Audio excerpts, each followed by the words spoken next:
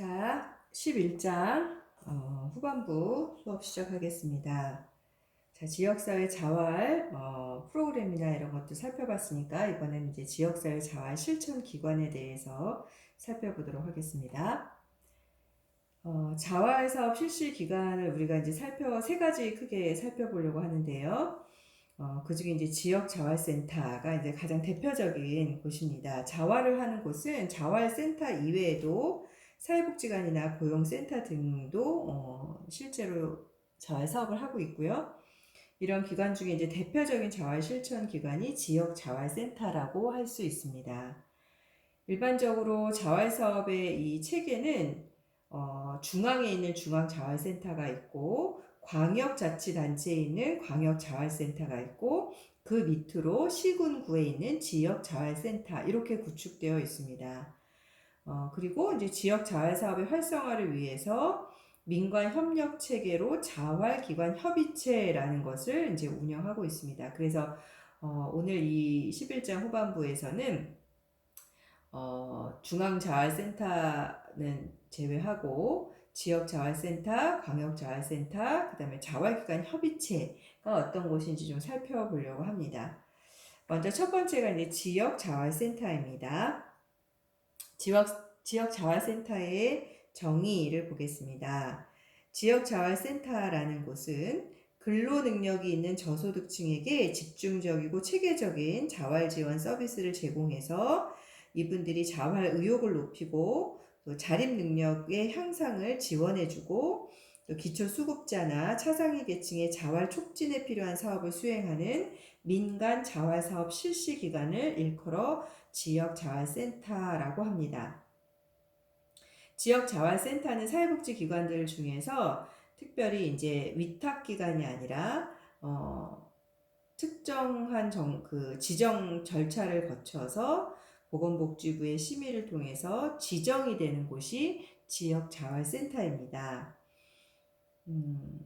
다시 말하면 지역자활센터를 지정받고자 하는 사회복지법인이라든지 비영리 법인 혹은 비영리 단체 간혹 개인이 신청하는 곳들도 있습니다. 법으로 불가능한 건 아니기 때문에 그런 이제 하고자 하는 사람들이 단체나 법인들이 관할 시군 구청 혹은 시도지사를 거쳐서 보건복지부 장관에게 이제 절차에 맞게 신청을 하면 보건복지부에서 심사를 통해서 지역자활센터로 지정을 결정하게 됩니다. 그래서 이제 신청하시는 분들이 지역자활센터의 운영 목표라든지 운영 계획, 또 사업별 세부 계획 이런 것들을 잘 작성해서 제출하고 이 사업계획서에 대한 심사를 통해서 이 기관이 지역자활 그 사업을 수행할 만한 곳인지 또 사업계획서는 잘 타당하게 작성이 됐는지 또 지역 간의 어떤 균형 있게 지역자활센터가 잘 배치되고 있는지 등등을 잘 고려해서 지정 결정이 이루어지게 됩니다. 지역자활센터의 연역을 좀 살펴보면 1996년에 설립된 자활지원센터에서 출발을 합니다. 이 당시에 자활지원센터는 빈곤지역의 주민운동 차원에서 전개된 생산자 공동체 운동의 연장선에서 저소득층의 자립생활을 지원하기 위해 시범적으로 설치 운영되었습니다. 자활지원센터는 1996년 처음 5개에서 시작이 돼서 시범사업기간을 거치면서 99년도에 20개소로 확대가 됐고요. 자활사업의 전국적인 확대는 국민기초생활보장법의 시행으로 이루어지게 됩니다. 우리 사회복지에서 이 국민기초생활보장법이 갖는 의미는 굉장히 큰데 특별히 이제 지역자활센터 같은 경우는 지역자활센터의 탄생 자체가 이 국민기초생활보장법에 의한 것이기 때문에 더더욱이 굉장히 중요하게 보고 있습니다. 그래서 과거에는 생활보호법이라는 법이 이제 국민기초생활보장법 이전에 있던 법인데 이 법을 통해서 근로능력이 없는 노인이나 장애인 등을 대상으로 국가가 주는 급여가 이제 제공됐는데 국민기초생활보장법이 만들어지면서 최저생계비라는 개념이 만들어지게 됐고 또 최저생계비에 미달되고 있는 모든 국민들에게는 보충급여 제도를 도입해서 주는 것이 국민기초생활보장법이죠. 그리고 근로능력이 있는 대상자에게는 근로를 할 수 있도록 유인하는 조건부 급여를 제공함으로써 조건부 수급자를 대상으로 한 자활사업의 필요성이 굉장히 크게 부각된 법이기도 합니다. 이에 따라서 2000년 10월 국민기초생활보장법의 시행과 함께 자활지원센터는 그 명칭이 자활후견기관으로 변경이 됩니다. 그리고 2006년 12월 28일 국민기초생활보장법이 개정됨에 따라서 2007년 7월부터 자활후견기관이 다시 지역자활센터로 이름이 변경됩니다. 그 후에 자활사업의 추진 여건을 조성하기 위해서 지역자활센터는 양적으로 굉장히 크게 증가를 하게 됩니다. 2015년을 기준으로 봤을 때 지역자활센터는 전국에 247개소가 지정 운영되고 있고 지역 특성에 따라서 도시형, 그 다음에 도농복합형, 농촌형 이렇게 구분이 되고 있고 그 다음에 재정 지원이나 사업 규모에 따라서는 확대형, 표준형, 기본형 이렇게 분류되어서 운영되고 있습니다. 그리고 2007년까지 지역자활센터의 부설기관으로 청소년 자활지원관이라는 것이 설치 운영이 됐는데요. 이 청소년 자활지원관은 97년도에 10개소가 지정 운영되었고 그 다음에 2007년까지 28개소가 운영됩니다. 그러나 2009년 6월에 민간복지 서비스 전달책이 개선이 되면서 이 개선 계획에 따라서 청소년 자활기관은 지역자활센터의 한 프로그램으로 운영 방식이 변경됩니다. 즉 청소년 자활지원관을 지역자활센터의 프로그램 운영 방식으로 변경하고 종사자의 인적 교류가 용이하도록 변경했고 또 청소년 자활지원 프로그램을 운영하고자 하는 지역자활센터가 반드시 이제 보건복지부에 사전 협의를 한 후에 추진할 수 있도록 이렇게 바뀌게 됩니다. 다음은 지역자활센터의 운영 원칙에 대해서 살펴보도록 하겠습니다. 지역자활센터의 운영에 관한 기본 사항은 보건복지부 장관이 정한 지역자활센터 운영 지침, 그 다음에 지역자활센터 직제 보수 지침이라는 것이 매년 해마다 조금씩 수정되면서 나오는데요. 이 책에 따라서 이 지역자활센터가 운영해야 됩니다. 그래서 지역자활센터의 재정은 국가 및 지방자치단체의 보조금, 그 다음에 운영하는 법인이 주는 법인 전입금, 그 다음에 해당되는 당의 기관이 운영한 사업의 수익금, 또 자활기업의 수익금 및 기타 이자 수익 같은 기타 수입으로 충당을 합니다. 지역자활센터는 근로능력이 있는 저소득층에게 집중적이고 체계적인 자활지원 서비스를 제공함으로써 자활 의욕을 높이고 자립 능력을 향상시키는 것을 지원함을 원칙으로 합니다. 그래서 지역자활센터의 구체적인 기본 원칙을 좀 살펴보면 첫 번째는 참여 주민의 고유성과 존엄성의 원칙입니다. 인도주의 원칙 하에 주민의 개별적인 고유성과 존엄성이 최대한 보장되도록 운영해야 됩니다. 두 번째는 주민 자발성의 원칙입니다. 저소득층 주민의 자발적인 참여와 자조 자립할 수 있도록 지원해서 주민의 역할과 책임을 장려합니다.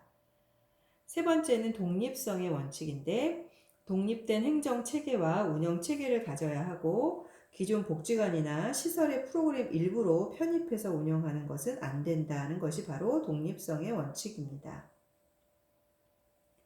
네 번째는 기준시설 확보의 원칙인데요. 이것은 주민과의 상담이나 교육, 또 훈련, 또 경영지도 등의 자활자립을 도모하는 종합적인 서비스를 제공하기 위해서는 일정 정도 규모의 기준 시설을 확보해야지만 지역자활센터로 운영을 할 수 있다는 것을 말합니다.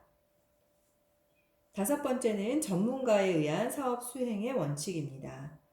지역사회 복지나 지역사회 조직 및 개발 관련 분야의 전문 지식과 함께 지역 조직 활동에 전념해서 지역 현장 경험을 갖춘 전문적이고 헌신적인 인력에 의해서 수행되어야 합니다. 그러나 여기서 말하는 전문가가 반드시 사회복지사만을 이야기하는 것은 아닙니다.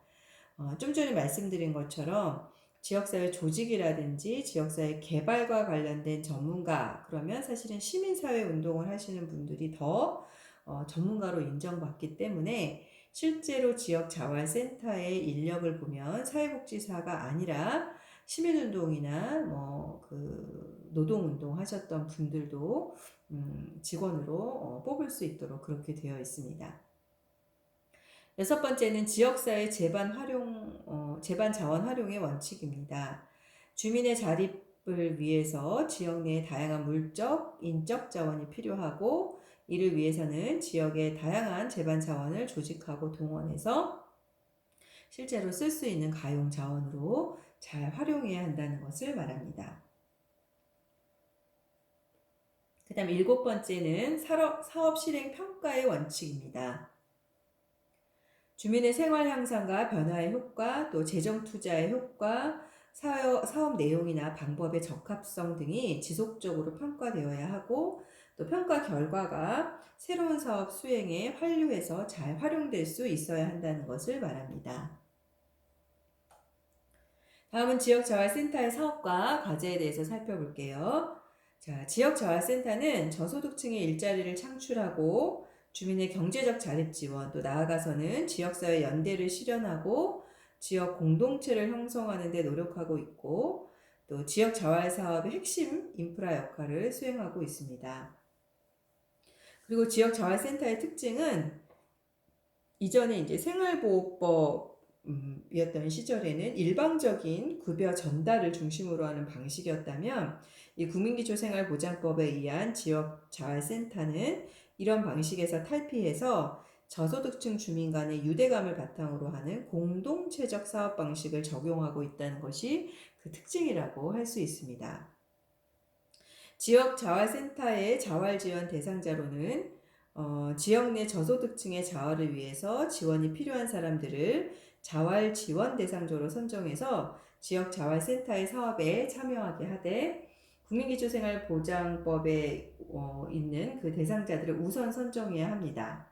그래서 지역자활센터의 자활사업 대상자는 국민기초생활보장법에 의한 수급자, 여기에는 이제 자활급여 특례자를 포함하고요. 그 다음에 차상위 계층 등의 저소득 취약계층 중에서 지역자활센터의 수용 능력과 사업의 특성을 감안해서 적합한 자를 선별하도록 되어 있습니다. 그래서 보통은 자활급여 특례 수급자, 조건부 수급자, 그 다음에 소득이 최저 생계비의 120% 미만 이하에 해당되는 차상위 계층 이런 사람들이 주로 적합한 대상자로 선발되고 있습니다.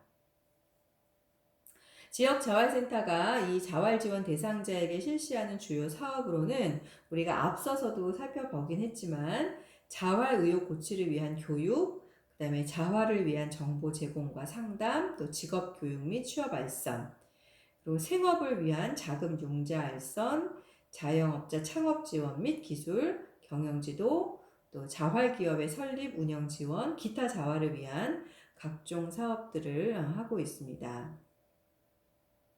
한편 지역자활센터는 지역사회의 다양한 자원을 연계한 지지 기반을 구축하여 자활사업을 역동적으로 추진하고 있는데요. 그렇지만 자활사업에서의 그 개인별 사례관리를 강화한다든가 성과 계약제를 도입한다든가 사회적 협동조합으로 전환하는 등의 지역자활센터의 기능이 다변화되고 있는 현실을 고려한다면 지역자활센터의 역할 변화가 현재 요구되고 있다고 볼 수 있습니다.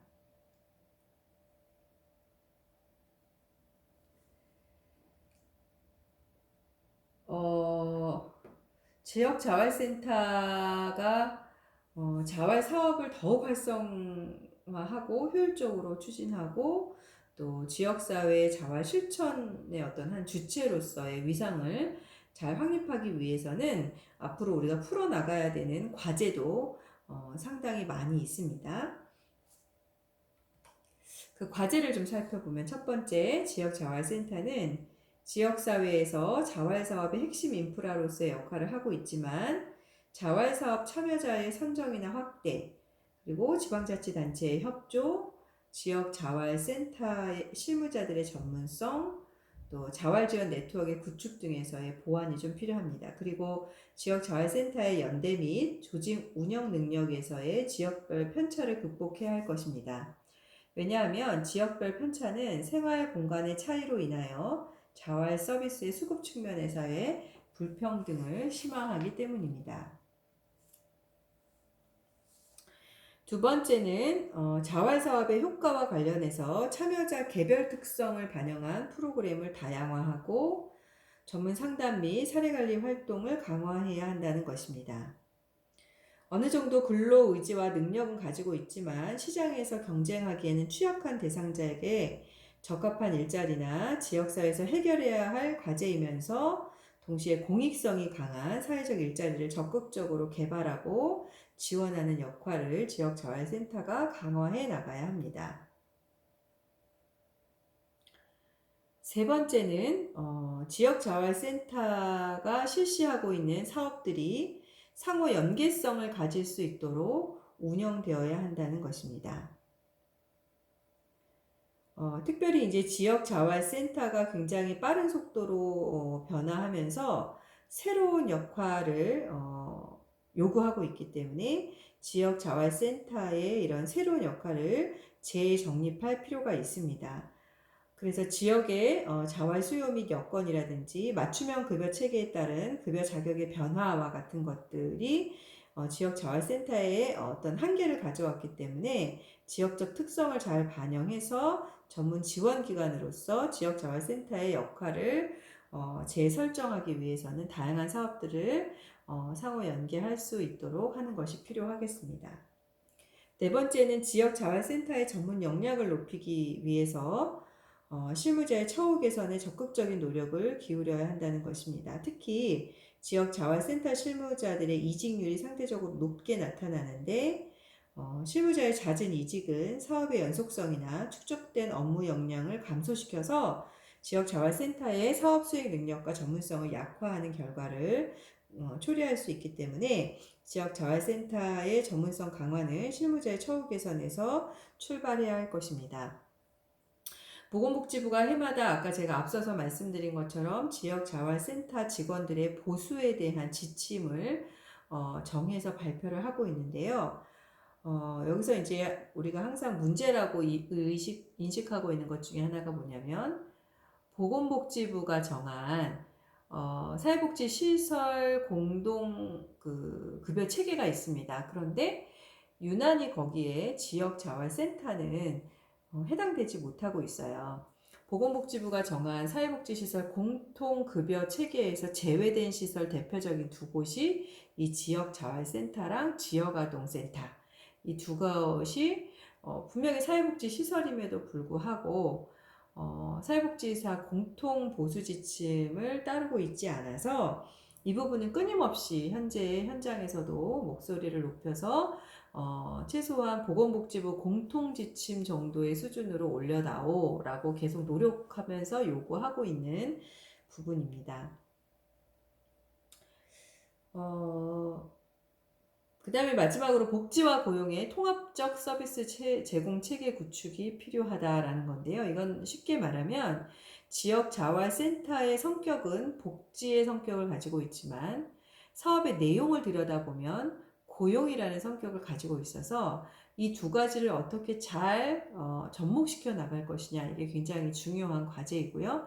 또 실제로 그래서 이 사업이 보건복지부에 속한 사업이냐 고용노동부에 속한 사업이냐 어디가 더 적합한 사업이냐를 놓고도 계속 이야기가 굉장히 많이 대립하고 있는 상황이에요. 그래서 이런 부분들도 좀 우리가 앞으로 좀 해결해 나가야 될 과제라고 할 수 있습니다.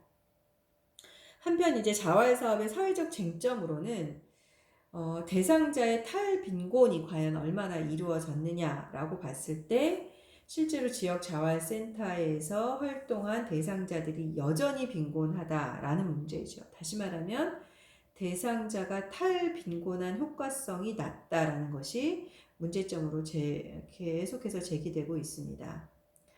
최근에 자활사업이 지속적으로 진행되고는 있는데 이 대상자들이 정말로 자활해서 빈곤에서 벗어나서 국가의 도움을 받지 않고도 살아갈 수 있어야 자활사업의 목적이나 효과성이 이루어졌다라고 할 수 있는데 그 부분이 실제로 굉장히 어렵다라는 거죠. 그래서 빈곤계층을 대상으로 하는 이 자활사업은 참여자의 근로 능력에 일단 근본적인 한계가 있는 것도 문제가 되고 또 대체적으로 이분들이 하시는 일 자체의 생산성이 낮기 때문에 이 부분이 굉장히 해결되기 어려운 과제로 계속 이야기가 되고 있습니다. 따라서 이 탈빈곤의 효과를 좀 높일 수 있는 방안이 무엇이 있을지를 계속해서 우리가 모색해 나가면서 또 한편으로는 자활정책의 이 성과 목표 자체가 과연 탈빈곤에만 초점을 두는 것이 맞는 것이냐 이것에 대한 이제 재검토도 좀 필요하다고 할 수 있습니다. 다음은 지역자활센터를 조금 더 큰 범위에서 관리 감독하고 지도하고 있는 광역자활센터에 대해서 살펴보겠습니다. 자, 광역자활센터의 목적. 광역자활센터는 수급자의 탈빈곤을 도모하기 위해서 자활 지원 체계가 주로 지역 내에서만 이루어지고 있고 또 지리적 범위의 특성에 따라서 자활기관 간의 연계나 서비스 제공에 한계가 발생한다라는 문제점을 해소하기 위해서 설치가 됐습니다. 2004년부터 2006년까지 3개 지역, 인천, 대구, 경기 이 3개를 선정해서 시범 사업을 실시했고 자활지원 사업의 지원 인프라로서의 광역자활센터의 기능과 사업 성과가 있다 이렇게 확인이 되면서 2007년도에 전국으로 확대돼서 도입되게 됩니다. 그래서 2012년도에 법적 근거를 마련하고 2015년도 기준으로 봤을 때 14개의 광역자활센터가 운영되고 있습니다. 광역자활센터의 목적은 기초단위에서 단편적으로 추진되고 있는, 다시 말하면 지역자활센터, 우리가 앞서서 봤던 지역자활센터에서 굉장히 단편적으로 추진되고 있는 자활지원 체계를 광역단위로 좀 더 자활사업의 인프라를 구축해서 종합적이고 효율적으로 자활사업을 추진해서 자활사업 전체의 효과성을 좀 높이고 활성화시키자는 것에 있습니다. 즉 광역자활센터는 광역단위의 공동사업을 추진하고 자활사업 네트워크를 구축하는 것을 통해서 지역 내에 있는 자활사업 활성화를 위한 다각적인 사업을 추진해주고 또 다양한 자활 정보를 제공하고 전문적이고 체계적인 교육 훈련을 통해서 창업이나 취업 능력을 배양해서 센터별로 구체적인 자활 성공 사례를 배출하는 것을 그 목적으로 하고 있습니다. 광역자활센터의 주요 사업을 좀 살펴보겠습니다. 광역자활센터의 사업 추진 방향은 기초생활 수급자 및 차상위 계층 등의 저소득층의 자활 촉진을 위해서 역량을 강화해서 안정적이고 지속적인 소득 보장을 통해서 탈빈곤을 촉진하는 것, 그리고 지역 내에 전문 인력 등의 네트워크를 구축 운영하는 등 지역 내 자원을 최대한 활용해서 자활사업을 활성화하는 것에 있는데, 이에 따라서 광역자활센터의 주요 사업은 다음과 같은 것들이 있습니다. 먼저 시도 단위의 자활기업 창업 지원. 그래서 자활기업의 설립 과정에서 경영 및 사업관리 단계까지의 전문 인력을 통한 컨설팅 지원, 지역 내 관련 전문가의 네트워크 구성, 연계를 통한 경영 진단 및 자문 등의 지원, 또 자활기업 지원 이런 것들이 있고요. 두 번째는 시도 단위의 수급자 및 차상위자에 대한 취업, 창업 지원 및 알선. 그래서 저소득층 개인 창업 지원이나 자활사업 참여자 사례 관리를 통해서 지역 밀착형 취업 지원, 또 지역 자활사업 참여자 및 실직 빈곤층 중심의 데이터베이스 등을 구축하는 사업 등을 하고 있습니다. 세 번째는 시도 단위의 지역 자활센터 종사자 및 참여자에 대한 교육 훈련 및 지원. 이게 이제 사실 굉장히 중요한 사업인데요. 그래서 지역 단위에 있는 자활센터의 종사자들의 교육을 개별적으로 하는 것이 아니라 시도 단위로 묶어서 광역자활센터가 이 역할을 해주고 있습니다. 그 다음에 시도 단위의 지역자활센터 및 공동체에 대한 기술 경영 지도하고 있고요. 지역 특화형 자활 프로그램 개발, 보급 및 사업 개발 지원 사업을 하고 있습니다.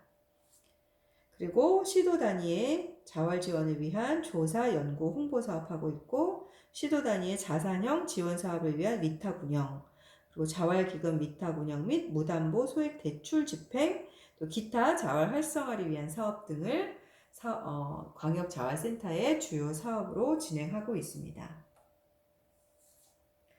다음은 자활기관 협의체를 살펴보겠습니다. 자활기관 협의체의 개념과 목적입니다. 자활기관 협의체란 기초자치단체장이 지역 자활사업의 조건부 수급자에 대한 자활사업의 효율적인 추진을 위해서 자활사업과 관련된 제반 사항을 지역사회 복지 관련 조직, 즉 직업안정기관, 자활사업기관 및 사회복지 서비스 시설의 장과 상시적으로 구축하는 협의체를 말합니다. 이러한 자활기관 협의체가 추구하는 기본 목적은 다음과 같습니다. 첫 번째는 조건부 수급자 등의 저소득층의 자활을 위한 사업 의뢰 및 사후 관리 체계를 구축함으로써 자활사업을 효율적으로 추진하는 것. 또 두 번째, 지역 자활사업의 활성화를 위한 공공과 민간 자원의 총체적인 활용을 도모하는 것. 세 번째는 수급자의 자활 및 복지 욕구 충족을 위한 지역사회 중심의 복지 서비스 연계 시스템을 마련해서 실질적인 사례관리 체계를 구축하는 것을 그 목적으로 합니다. 이러한 자활기관 협의체의 구성과 역할에 대해서 살펴보겠습니다. 자활기관 협의체의 구성 및 운영 주체는 시군 구청장이 되고요. 그 다음에 보장기관으로서의 시군구, 그 다음에 직업안정기관으로서의 고용센터, 자활사업 실시기관으로서 지역자활센터나 자활근로자에 대한 자활근로사업 위탁 민간기관 등을 포함합니다. 그 다음에 사회복지시설, 또 상공회의소 및 소상공인 지원센터 등이 참여해서 자활기관 협의체를 구성하되 지역 여건이나 자활사업의 특성을 감안해서 융통성 있게 구성합니다. 자활기관 협의체는 명실상부한 자활사업의 민관 협력 체계로서의 위상을 가집니다. 그래서 자활기관 협의체의 위원장은 시군 구청장이 되고요. 부위원장은 보건복지부 국장이나 과장, 그 다음에 사회복지과장이나 계장을 간사로 이렇게 해서 운영이 되고, 지역자활센터의 장은 그러니까 센터장은 자활기관 협의체의 당연직 위원으로 참여합니다. 자활기관 협의체의 조직 구조는 대표자 대표자 회의와 실무자 회의로 이루어지고요.